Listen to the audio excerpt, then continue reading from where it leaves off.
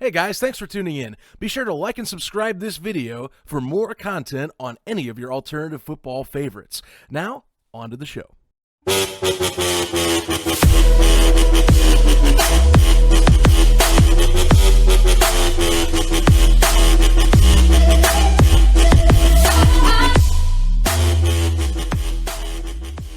Join me today. I have helped assemble the Reddit alternative football Avengers, if you will, in the community managers for the RELF, RCFL, and RXFL. That's right. All three guys here that help run it, or at least have run the Twitter accounts that you see, are on here today. We have Robin representing Reddit ELF over here, or wherever I'm pointing. The edit will depend, of course. Braden Stachel, either below or up top, wherever it's at. He is representing CFL Reddit, so you'll see plenty of his hot takes on there as well. And then Troy for our XFL is joining us too. So, guys, thank you for at least coming on. I was really wanting to get this together. I interact with all three of you at least every day in some capacity. Mm-hmm. So, I've really been wanting to meet you guys. So consider this a first time getting to know you. How are we all doing? All the different worlds of football we cover are either, in different periods right now or, waiting to start. So how are we going? I mean, for me right now, personally, I am sweating can I swear? I'm sweating my ass off. You're fine. It is so hot here right now, but on the plus side, CFL training camp just kicked off. It's been a long year and a half of listening to Bomber fans just remind me every single day in the community or on Twitter, or the ones in the community that have my cell phone number just texting me to tell me that the Bombers won the Grey Cup in 2019. And I'm so pumped for that to be over. Is that the toxic fan base of the CFL? Like the most okay, we're jumping into this then. Yeah. Straight for the jugular. I will preface this by saying I love Rider fans. I was a Rider fan before my Red Blacks came back in 2014. Mm-hmm. But I would say the Rider fans, because the Rider fans have this air of them that they're keeping the league afloat and that their fanship is the thing that you need to strive for in the CFL. Okay. Love them to death. Don't understand the whole watermelon thing on your head. Seems like a waste of food for me. But yeah. But you see, that's where you're wrong, actually, because clearly us XFL fans and the XFL here, we're the ones keeping the CFL afloat because of my God. Oh no. With your massive financial struggles, bow down to the Rock. We're the saviors of the CFL, apparently.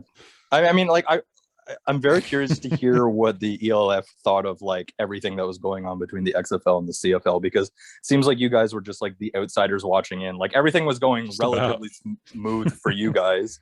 And every day on XFL Twitter and CFL Twitter, it's just everyone had each other's throats. Yeah, right. Yeah. Every time I log onto Twitter, I see you guys banter with each other and crazy, I'm just here enjoying my league, if I can say my league. And we come off accidentally get dragged into a few beefs. Yeah. Oh, another day. Oh, this happened. Nice. Yeah, right.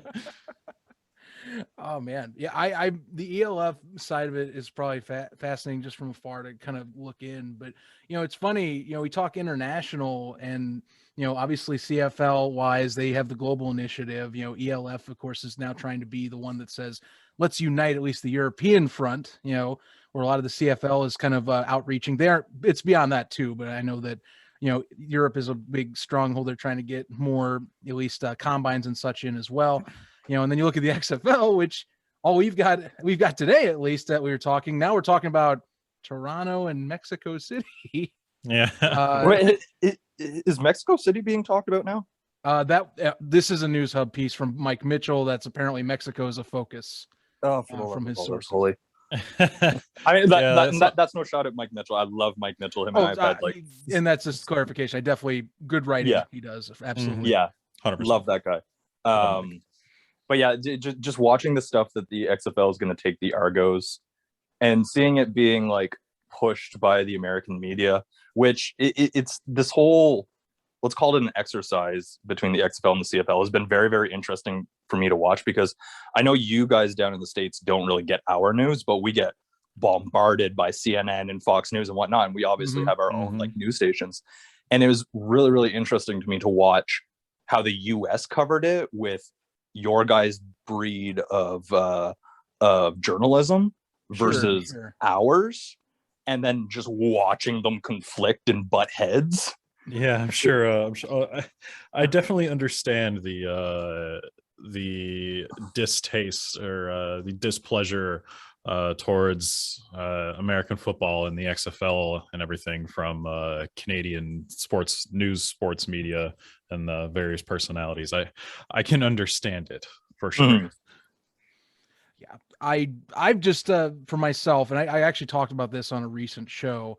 Between the feuds, I took the stance of more of a kind of like passive, like looking from afar type of person. Because I was worried about stepping in a landmine, you know. Because I mean, if I'll to lay it out here, you know, I was for the most part supporting at least them talking. The question would be, of course, like at that time, it was like, okay, well, how far do you go with adjusting if this was to be a merger? I know the whole thing after the fact was like, you know, they wanted to just be more of a business thing, at least to start. So, you know, my whole thing is like, everyone's shouting. I'm just going to let everyone shout and see what voices come out that I can pick off or hear, rather than me trying to be one of those voices and just get like, you know, kind of shoved to the bottom. Something like There's that. plenty of voices. There are plenty of voices and opinions and speculation out there. I mean, it's all we can really do right now. We haven't had a peep from the XFL. We've had like 2 peeps from the XFL in the past, like 6 months. So, I mean, all there really is right now is just voices and rumors and headlines. Right. And it's funny. That's why I pivoted. Actually, I pivoted to the ELF because of that too. Yeah.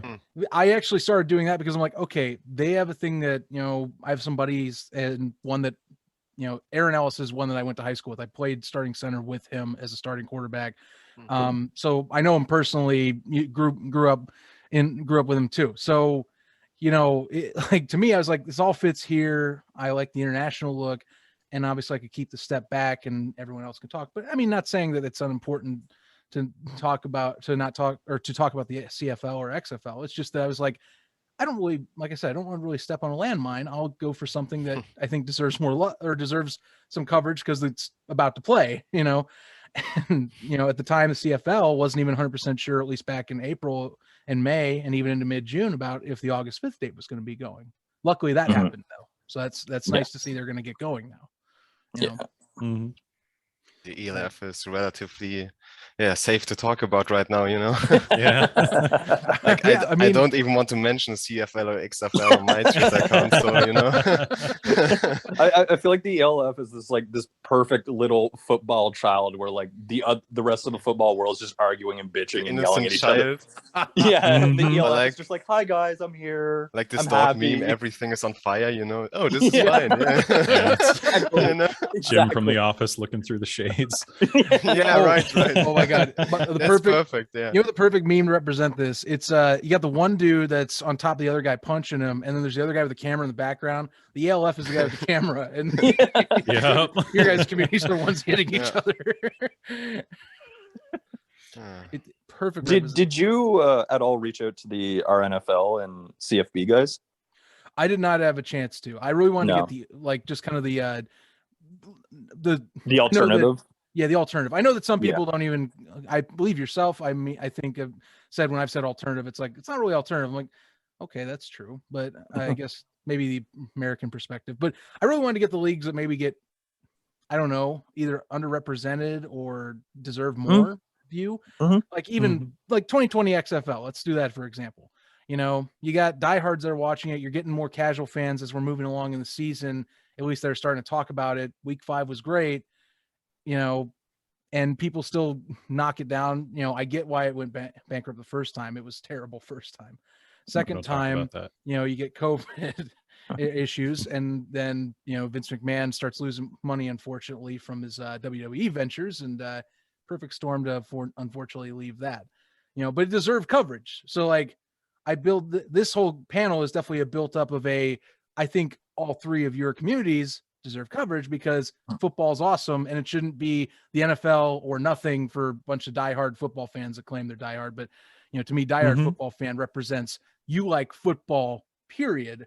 You know, this isn't just, I look at the shield. This is, well, I look at the shield. I look at the gray football logo that's in Canada. I look at, you know, the logo of a big X that's red, white, and blue.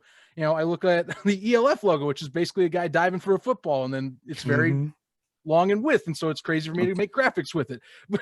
And we have an X. Hell yeah. It's simplistic. I hate the XML branding so much. Oh. Bring back the AAF, please. Yeah, not bad. I still laugh at the XFL. The X does not mean extreme. It's just kind of, it was just there. Wait, it doesn't mean extreme anymore? No, it never really did. Oh, for the love of all The those X is nothing. and holy in this world. Nothing. Oh. Yeah, It's no, nothing at all. Oh wow. The X is what whatever you want it to mean, apparently. Yeah. Apparently, Vince McMahon had a funny anecdote that he used to say back in the XFL 2001 that the NFL was the no fun league, so the XFL was going to be the extra fun league. Oh. But that just horrific injuries abound. By the way, we're describing the XFL logo, it makes me think it's the Seinfeld of football leagues. Because Seinfeld is the show about nothing, so you just kind of combine it in there. I'd argue that's the AAF, but well, okay. I mean, if we're talking about existing, I almost got like a little bit more nostalgic about the AAF than the XFL. Like XFL or the AAF was just such a clusterfuck. It was such a magnificent train wreck. The football play was absolutely terrible, but God, it was so much fun. The memes were just chef kiss. It was fantastic. Every single day, it felt like something was coming out in the media that was just like more ludicrous than the day before about stuff going on behind the scenes. Like I remember because with the CFL, like we obviously very much feel ourselves as like the number 2 league in the world next to the NFL, because we essentially get all the rejects from the NFL to come play. So it's still pretty high caliber football. But we were watching that obviously because like if the NFL starts a D league, then we're screwed. And like the entire community was just like, what in God's name is going on down there? Like it was just insanity. And then when it folded mid-season, after, was it Dundon? Was that his name? Tom Dundon. Yep. Tom Dundon, pulled out. I was just, Jesus H. Christ. I really feel like he got the rug pulled out from under him. Like they got him to invest the money, and then he started looking at the books, and he was just like, "What the hell did I just get myself into? Why did we rush into this?" Yeah, which has to be some kind of securities fraud. Yeah. No, the main funder, if you guys didn't know this, the bankroller for the AAF was literally arrested on fraud charges. That makes perfect sense. That's right. He was like money laundering and like wire fraud and stuff like that. Whole other train wreck. Honestly, the AAF was fantastic. We had we had an AMA for AJ Tarpley, great guy, former Fleet and Defender. He did an AMA on XFL, and somebody asked him about his some AAF stories, and he said Mike Martz bought our whole team sweats out of his own pocket because the league said they'd get us travel sweats and never did. Nice. Jesus. So Nice. head coach bought everybody sweats out of their own pockets. What else? Oh, I asked another guy. Apparently they didn't buy to cleats. Some guys had to buy their own cleats and stuff. And the Atlanta Legends had to, or no, it was the Apollos, they had to drive from Florida to Georgia to practice because of labor laws. That's right. They had to drive out of state just to legally practice because of labor laws, and they worked out at an LA Fitness. Oh my that is amazing. I didn't know about the LA Fitness, but I heard about the labor law issues and just like the jankiness to that. That's so silly. Yeah, you know, I have good feelings for that league too. But yeah, total train wreck. The stories afterward you read like in SI or like ESPN where it's all the behind the scenes, like, well, where it's like, well, dang, Vince McMahon announced the XFL, so now we got to really rush this in advance. Or you know, of course, Reggie Fowler being a shady businessman and almost not paying the bill at Christmas time. You know, just those stories are nuts. You know, the AAF 30 for 30 is going to be amazing. I want a Someday. documentary so bad. Someday that will happen. I'm looking forward to it. What here would be funny is if like you have Charlie Ebersol who's like, well, I directed the XFL one. Maybe I could just direct my own. I just want to see him interviewing himself, just like 2 different camera angles of himself interviewing himself. Try to make like the Firefest one or like documentary where it's like, I was in the AAF. I had to make hard decisions. I was prepared to save the AAF. Save it at all costs.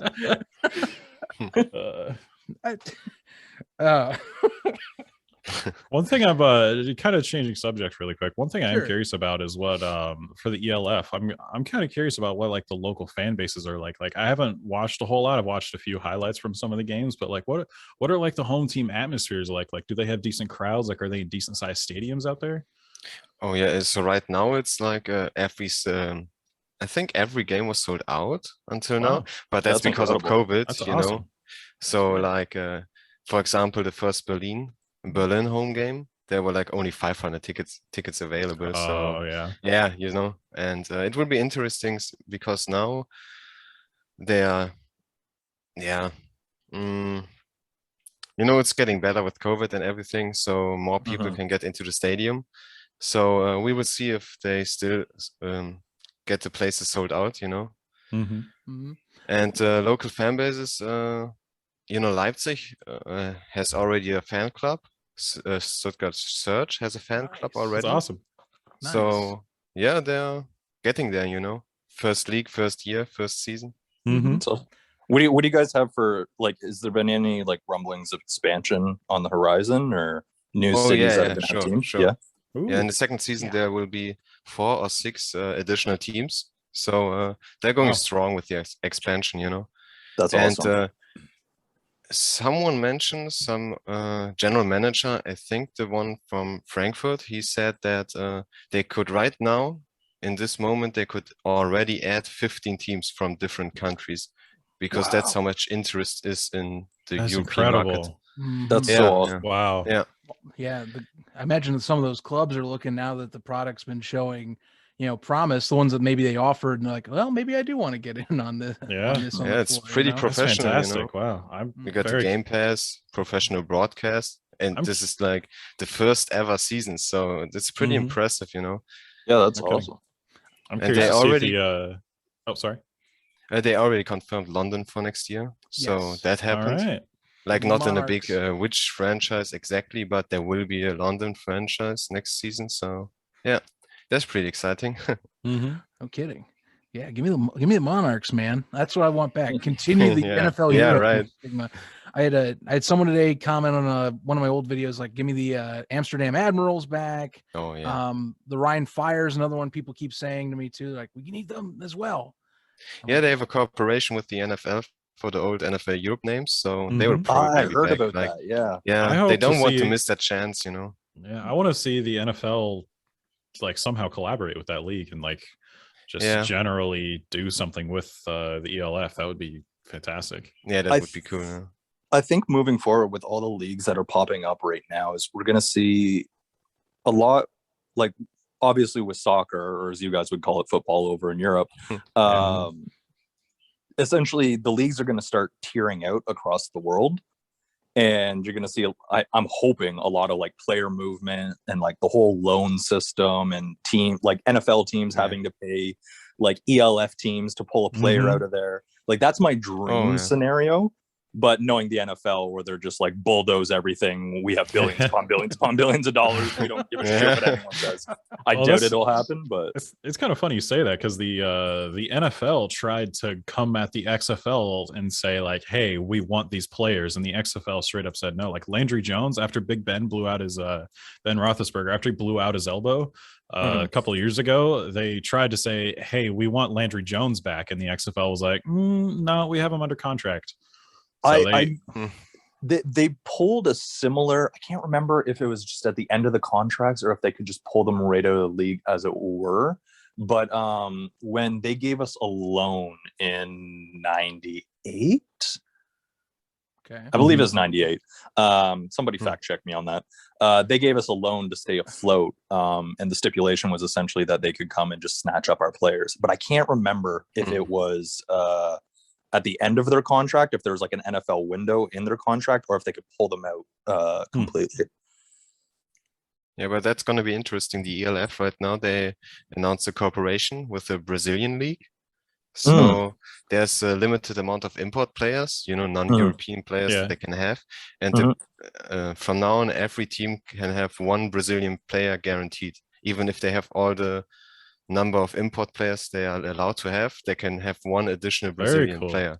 I love that so much. I thought that was fascinating the other day when they announced that. I'm like, man, they're really already trying to get moving ahead with 1 year. Just it seems like they're, you know, they put it together so fast. So that's what worried me and like other colleagues on videos that I had, like even Aaron, funny enough, when we were doing that before he got on Stuttgart. But, you know, now I'm just like, geez, you know, they have a professional looking product and all of a sudden mid-season, like we're going to start moving and embracing things outside of this. Like, you know, it came out of nowhere. Ambitious. It's very whoever's ambitious. running the league is doing just like a superb job. Like obviously there's been a few hiccups and speed bumps there, but like, I mean, just watching the AAF and XFL 2.0, it's just it's incredible to see just like how relatively smoothly it's running. Yeah. I love this just the Brazilian league thing. I really love to see that, like international guys getting shots. Like one of my favorite football stories of all time really is Young Wei Koo, Atlanta Falcons kicker, absolute stud for them, just came out of nowhere on free agent signing, and you know he got a shot from the AAF. So I mean, alt football works. I'll die on that hill. I really want to see more stories like that. Sorry, I'm just piggybacking off what you said. I think the CFL, just in its legacy and the amount of time that we've just been moving, albeit not smoothly at times, I can admit that, there is a need for alternative football leagues, and there is a need for kids who just aren't ready to make the jump to the NFL to keep playing. Like every year we send damn near 20 people down to the NFL that make rosters, and some of them go on to have legendary careers, like your Doug Flutie's, Alex Singleton on the Eagles right now. He was huge in Calgary. Warren Moon, obviously, or even just decent careers like Deshaun Hamilton, Broncos kick returner. He was in the CFL for a couple of years, like won some awards, and then signed with the Broncos, and now he's like their kick returner right now. Keilman rake into that mix too. Talk about more players to make an impact coming from there.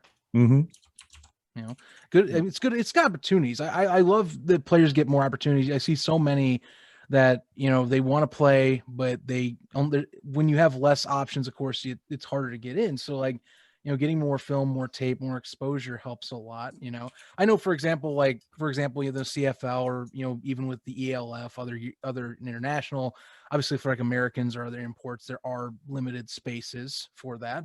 But I mean, that's more potential. Plus, obviously, other countries get highlighted. You know, that's something I've been happy to learn with the Canadian football portion of it. At least my starting to, or getting into it, knowledge of it is, you know, there's a lot of talent in Canada, or there's a lot of talent in Germany, a lot of talent in other countries. You know, it's obviously it's such an American sport that, you know, it's always feels like American first. Everything is second or inferior. But then you're like, well, wait a minute, there's actually good players elsewhere that you'll see highlight film of, or, you know, that aren't Americans or came from like Canadian universities or other, you know, or other club sports. That's something I've loved doing this, you know. So just on a note for Canadian university football, it's super interesting in Canada because we send kids off in so many weird different directions. So our programs seem fractured and not as, I guess, prominent as they could be, because in Canada, like before athletic merit or anything, like it's academic. If you don't have the grades, you could be Tom Brady reincarnated. You're not going to a school. Yeah. But on the flip side, we're sending kids down to NCAA D1 schools regularly.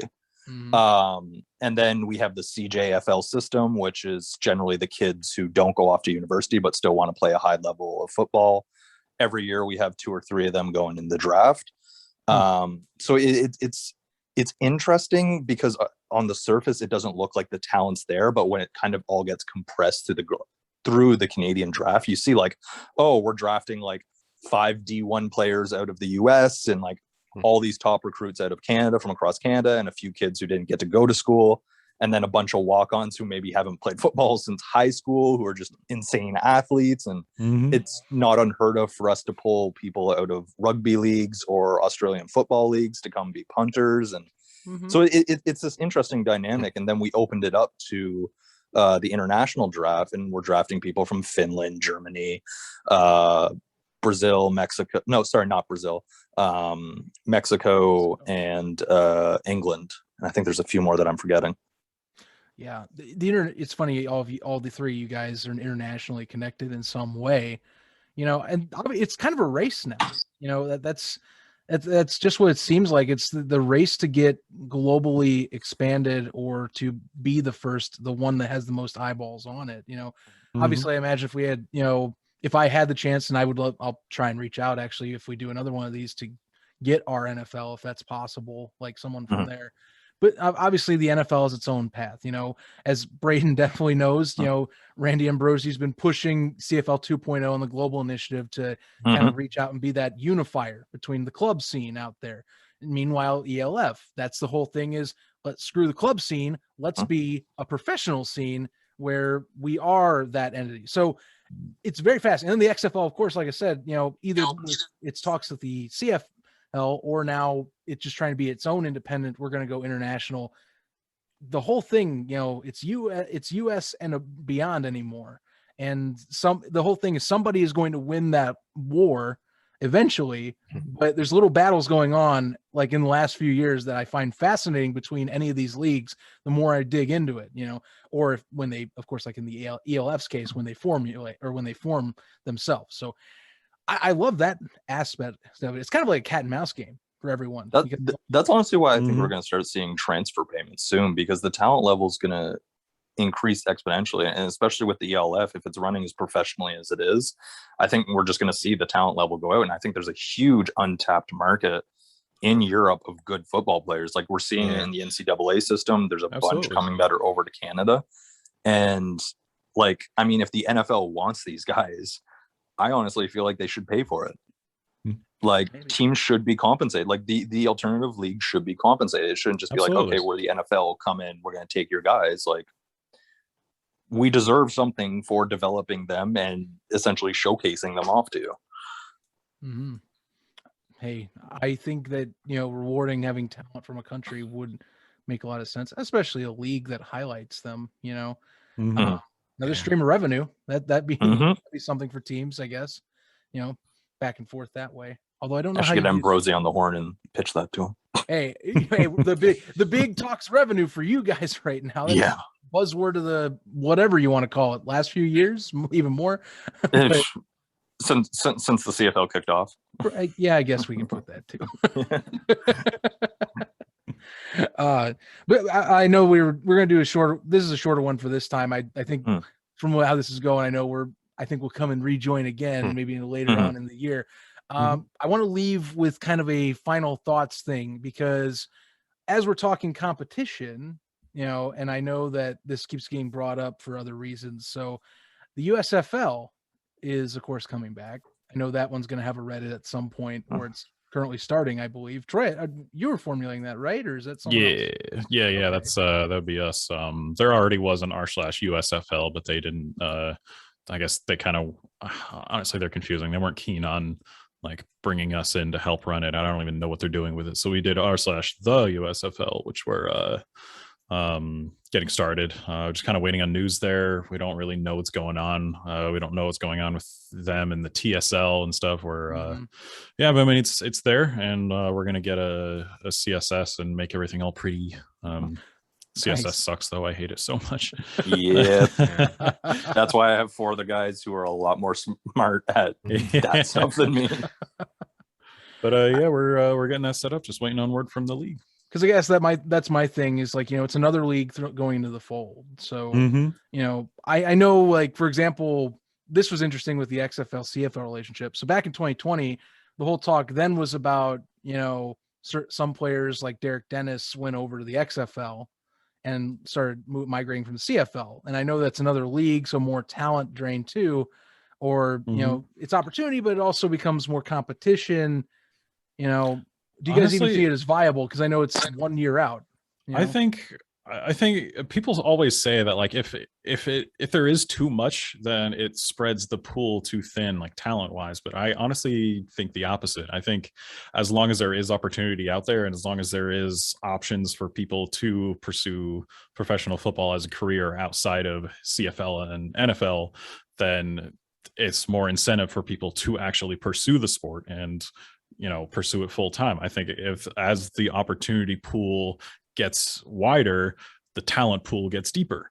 I just don't understand why people suddenly think that they're not suddenly, I guess, but I don't understand why some people think that there is a finite number of starting quarterbacks in the world.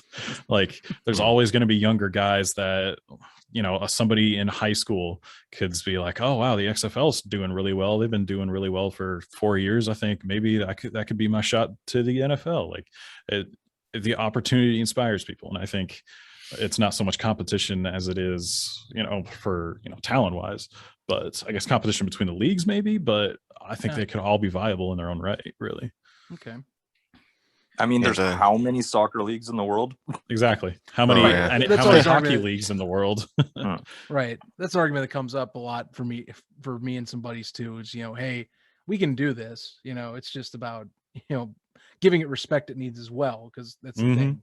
I think football to me almost comes off as a very elitist sport where it is, you know, very much so. Honestly, if it's not that, if it's not the Shield logo, everything else is trash. Or if it's not college, because college is pure and it's the unfiltered way of playing the game. You know, that's how it always comes down. And it's the minor league for the NFL. You know, so yeah, it's just so hard to look to the future with this, because there has been zero future and nothing but, you know, train wreck pass with spring football. It's so hard to be any bit optimistic about the future of spring football. Like right now, I just want to get one season, please. That'd be nice. Can we finish one season and then we'll start talking about expansion and other leagues then? Stealing the Argos. Stealing the Argos. Put the Argos in the bag. we're already knocking on MLSC's door and they're like, yeah, we know. Let's talk. Okay. So I need to get this out because I was going to go on a rant on Twitter about this, but the Argos leaving the CFL does not make any sense if you understand how the Argos have operated and you understand the appetite for football in Toronto. Now, they were big in Toronto up into the 90s, and then TSN, was it TSN or was it CBC? Whoever the broadcaster was at the time essentially started hitting the markets with regional blackouts. And it was right when the NFL's marketing machine started kicking up in Canada. So the NFL just essentially blanketed Canada with marketing. And then we had all these regional blackouts compounded with the fact that Toronto started becoming its own as this international city. So Toronto views itself as on par with New York and LA. And anyone with half a brain who knows how the sports scene in Canada works knows that if the Argos just say, screw it, we're going to the XFL, Toronto's still going to be like, okay, well, it's not the NFL, so you guys just increased your expenses over here because you now have to pay players in USD instead of Canadian dollars.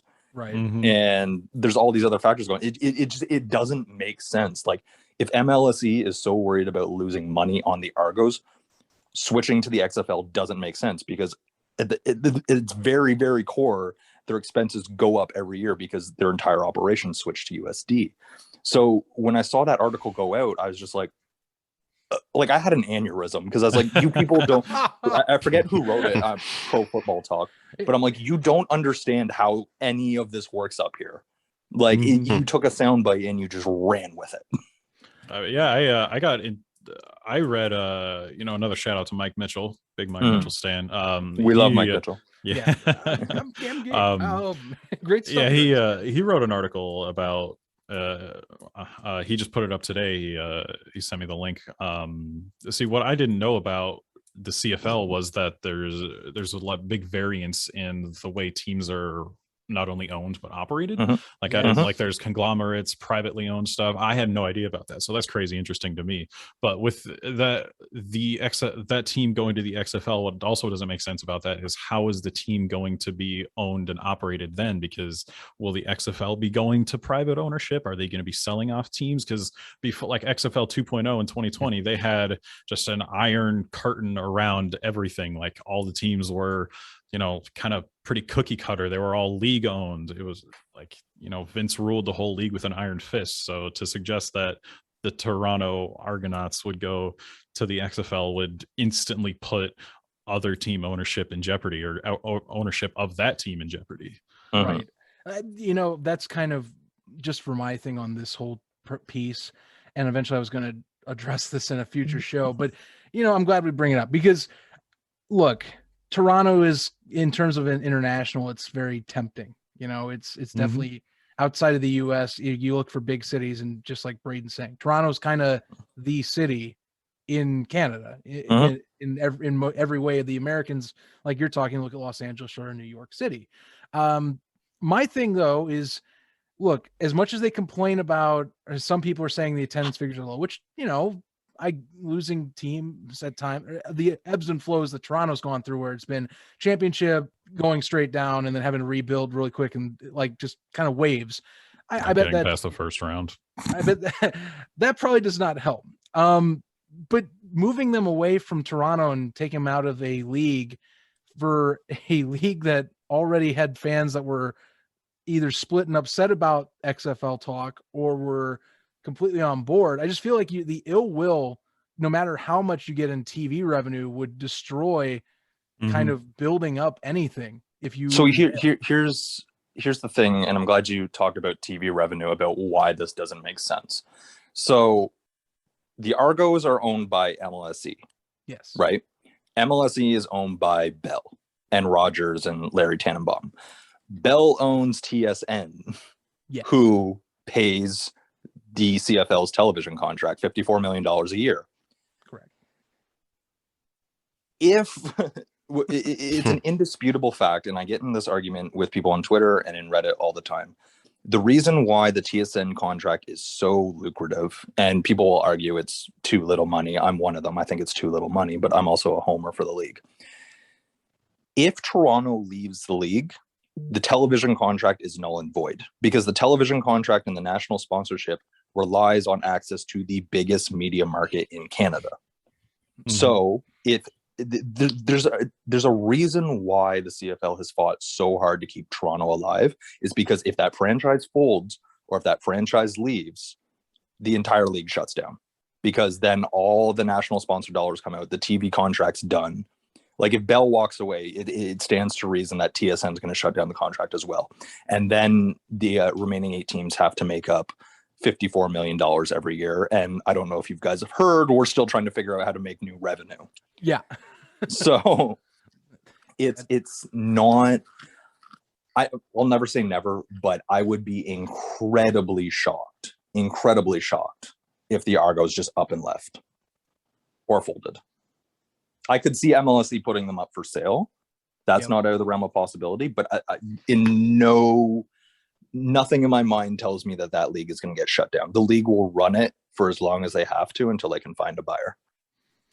That's what they did with Montreal. I wouldn't put it past them with doing that for Toronto, especially the oldest franchise, or at least oldest in terms of name, because I've had that talk too, where it's like, well, wait, Hamilton, but you know, in terms of name and consistent branding. Yeah, it's the oldest continually operated franchise in North America, I believe. Yeah. Yes. Wow. In 148 years of history behind it. So you don't let that slide by. Yeah, that's like, for me, I'm a Bears fan. So you're talking like basically a Chicago or Green Bay of the CFL is what Toronto is equivalent of. So you don't let that slide by and go into the night without at least trying something or anything to keep it. You know, I that's my thing. And like I said, the ill will to me would just destroy it too. Like I cannot see them being like, yeah, all those fans will definitely go with you if you left. No. Like, no, that wouldn't happen. Are you crazy? It's funny to me watching that too, because like there is a stereotype, and to a certain extent, it's true that about how much people in Toronto bash the CFL. They bash the XFL on a whole other level.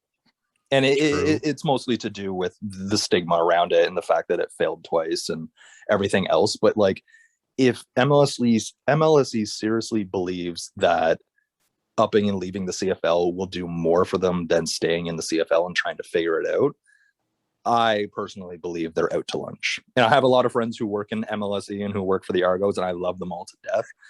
But they are out to lunch if they think the XFL is going to net them more revenue than the CFL ever will. Interesting. I've been waiting to hear. That's part of why I'm happy to talk to you, because I've been waiting to hear from you a lot. You know, but hey, that's why I'm just, like I said, I'm glad to have all you on here. You know, it's cool to get experience, and also internationally. You know, like I said, we're representing 3 countries right now in total between the 4 of us. So that's also really impressive to think about when you look at it that way. You know, we'll wrap it up for this one, guys. I'll give you each, of course, to promote your own stuff, your communities, really quick as an end, because I mean, I feel like I would be doing an injustice if I just ended the video and said, in the comments, like, just go and follow these. We'll do Robin, Braden. I'll end it with Troy, since he's got 2 of them to handle. So Robin, where do you want folks to look up for the ELF? Obviously, it's the one I think that people are most curious, at least as in brand new. What is this doing? It's making some noise. So where should people look for it, for at least the Reddit community itself?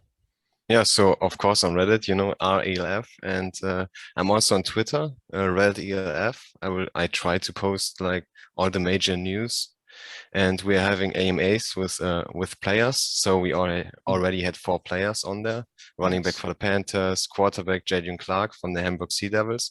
So that was interesting.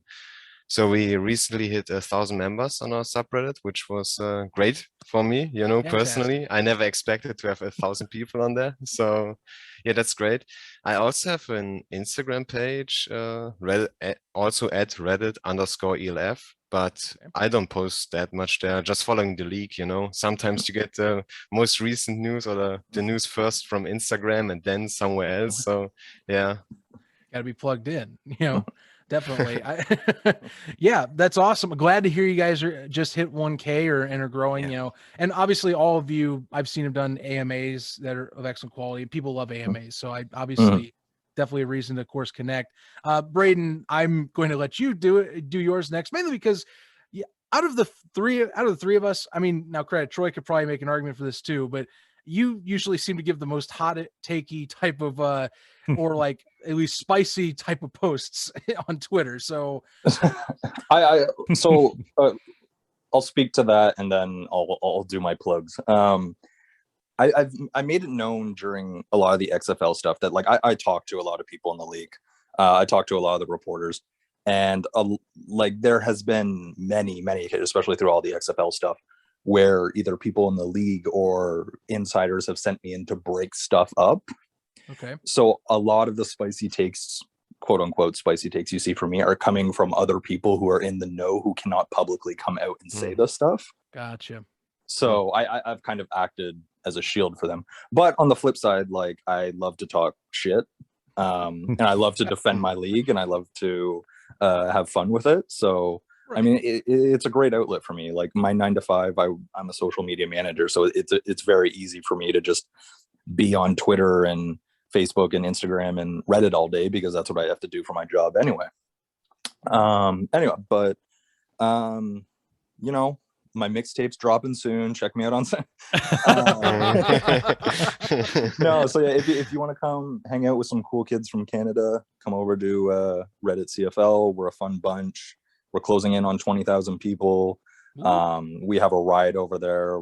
We have so many stupid memes about ice cream and just stupid stuff. Check me out on CFL Reddit on Twitter. I'm usually there talking shit, having fun, and yeah. All right, nice.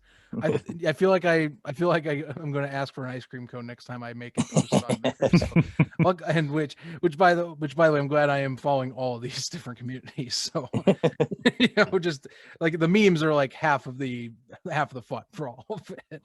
And Troy, you're no stranger to memeing about anything about this. Yes, sir. You got two of them to promote right now, right? I mean, the one that you're building. Plus a Discord. I'll plug the Discord. Too. Why not? Right. For content XFL related, check out the subreddit, of course, r/XFL. Got some fantastic memes. Right now all really have his memes and some pretty good discussion about the potential future of the XFL. It's some great memes, great convo on there. During the season though, it does quality does improve, of course. During the 2020 season, I personally had a lot of really great discussion and connections within the XFL itself, and the teams and the league, and we had a lot of fantastic AMAs. We had the official rulebook AMA with the head of officiating of the XFL. Assuming that they're going to be as open with us as they were last time, you can expect some really, really great AMAs and some really great cooperation with the league itself. As far as Twitter, at Reddit XFL, all I can really do right now is shitpost the pain away for into the next 500 or so days. I'm sorry, your account I just got to put, because it's going to be the hardest one for people to find, just because yours is just pretty much a sad guy in a chair. Yeah, I promise that is us though, at Reddit XFL, but the profile picture is just how we're going to be feeling for the next 500 something days. Some pretty spicy shit posts on there, but of course, again, during the season, you can expect some more high quality content, but shit posting will never die. And, never. Then you can expect everything previously mentioned for the USFL, should that become a thing soon. reddit.com/r/the USFL. And we're just getting that built up. So go ahead and go join the community and speculate on the future. And then I'm a big Discord guy personally, and I run the XFL Discord. So XFL chat, you can find us linked on the XFL subreddit. Just go ahead and use the pinned post up top. Join up there for some just awesome daily convo and memes with the XFL community. Yeah, join these communities, guys, especially like if you just love football. I mean, all of them, I talk about this with a colleague of mine, Greg James. He said it's a universal language. Like no matter what, like it's football is football, even if it does have some altered rules, or if it's 3 or 4 downs. Like it's an awesome sport. So any of these guys, you jump into the communities for them, you're gonna have a good time. If you're a football fan, you're gonna love talking with them. So check them all out. As you said, with any of their accounts, please, I recommend it. I have had a blast now today talking with all of you for really the first time in this group. And I hope we have some more awesome adventures ahead that we can kind of most definitely collaborate on. And like I said, I will, out of curiosity, I will throw a bone to hopefully our NFL, and maybe we do get someone we can have at least a conversation with them. I just posted in the group chat. Actually, I used to mod r/NFL up until real recently, and I'm kidding. Yeah, I'm the r/XFL and the r/NFL team. There's a lot of carryover, so we're super tight with them. But yeah, I can reach out to them and see if anybody is interested in coming to hang out. You heard it here, folks. Book it. That's going to do it for us on this first of, I'm hoping, many roundtable discussions of the alternative football Avengers of Reddit. That's probably, I butchered it from the beginning, but we'll get it all knocked down a little better so it doesn't sound as sloppy. Thanks everyone for tuning in. Catch you next time. Peace. See ya. Thanks. The Gridiron Gallery Podcast. New episodes every Friday on your favorite podcast platforms, YouTube, and premiering first, as always, at 11 a.m. Eastern, 8 a.m. Pacific, only on unhingedsn.com.